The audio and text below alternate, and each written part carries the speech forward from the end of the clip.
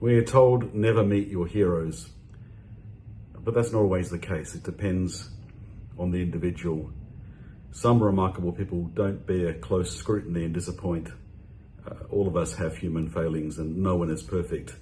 But in the case of somebody like Hoja Effendi or Fethullah Gülen, meeting him face to face and getting to know him a little on several occasions and getting to know the many volunteers and activists in the Hizmet movement around the world over a period of 2 decades, I'd have to say this is one hero that bears close scrutiny.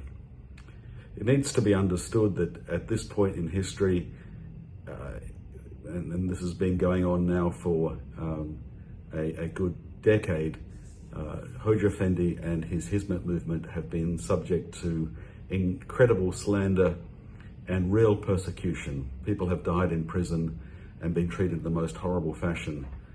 In one sense, it's a pity that Hoja Effendi lived these last 10 years to bear witness to this, because he was clearly a sensitive soul and this must have broken his heart.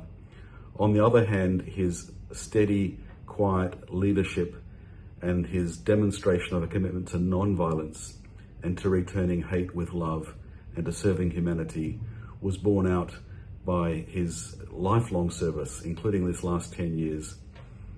It's remarkable, with all the persecution and slander, that there is no return of violence from members of the Hizmet.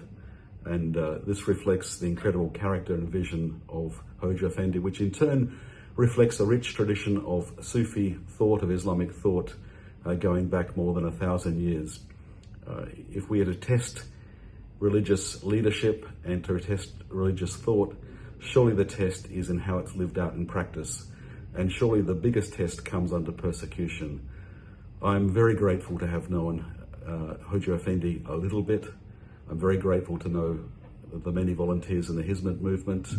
As somebody who studies political leadership and politics and social movements, and studies religious thought and religious movements, including religious extremism, I'm as prepared as anyone to be cynical about religious movements. But I'm also more than ready to acknowledge when people demonstrate that they walk the walk of the talk that they talk, when they live out their principles in practice.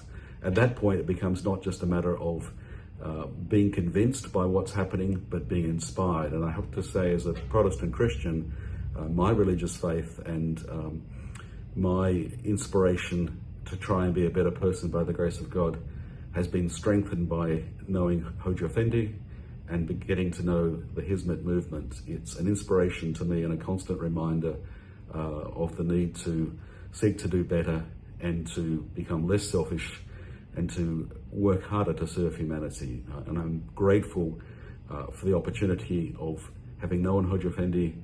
I mourn with his many friends and large global family at his passing, but I'm also grateful for a long life of service, a life filled with much sickness and